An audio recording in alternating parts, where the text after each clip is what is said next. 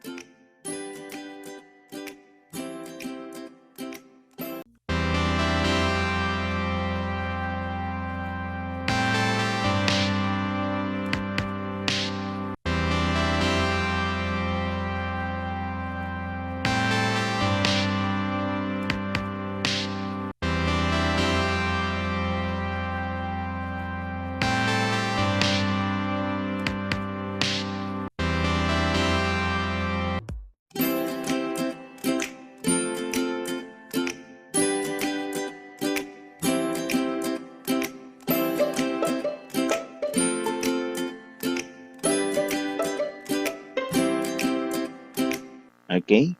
So, itong grid lines with dimension, ito yung unang gagawin natin para makagawa tayo ng floor plan sa AutoCAD. Okay? So, meron akong reference dito. So, kailangan lang natin itong sundin para meron na tayong grid lines with dimensions. Okay? So, unang gagawin natin, iset lang natin yung layer sa grid. Yan. Tapos type L, enter. Kailangan mo natin gumawa ng vertical line. Yan. Okay. So kung makikita nyo, yung ating line, meron na siyang properties na center to.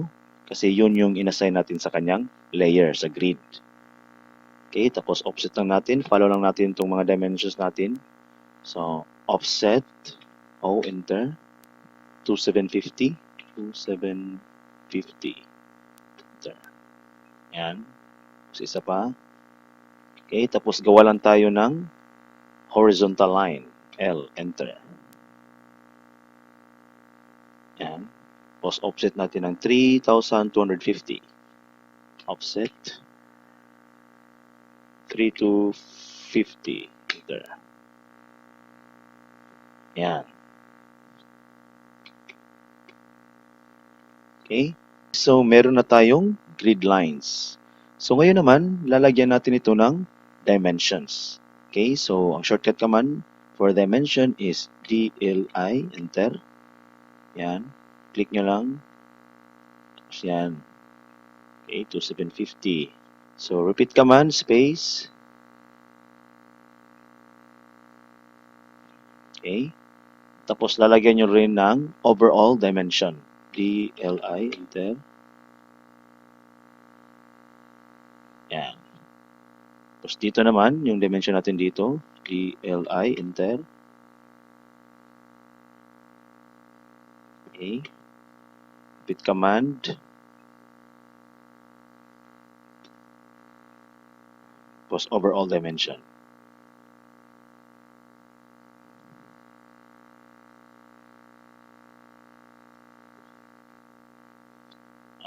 Okay. So, ang kailangan nyo lang tandaan sa paggawa ng dimension, dapat meron kayong consistency. So, kung bali ganito yung dimension nyo, dapat naka-align din siya. At saka, kung ano yung space nyo for the overall dimension, ganun din yung gagawin nyo dito. Okay?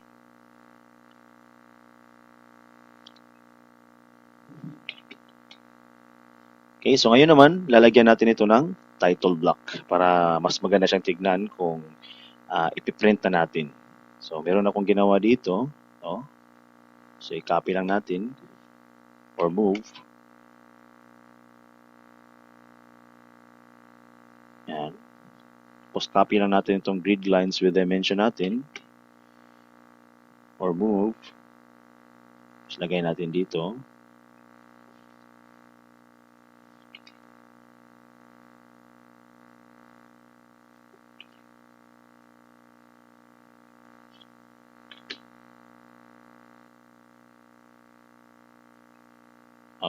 Okay, so meron na tayong title block. Title, grid lines with dimension. Plate number 1. Yan. Okay, so meron na tayong grid lines with dimension. Okay, so I hope meron kayong natutunan sa video natin ngayon. At sana patuloy nyo pa rin subaybayan ang ating mga drafting videos dito lang sa SmartWorks Skills Tutorials. Hanggang sa muli at maraming salamat.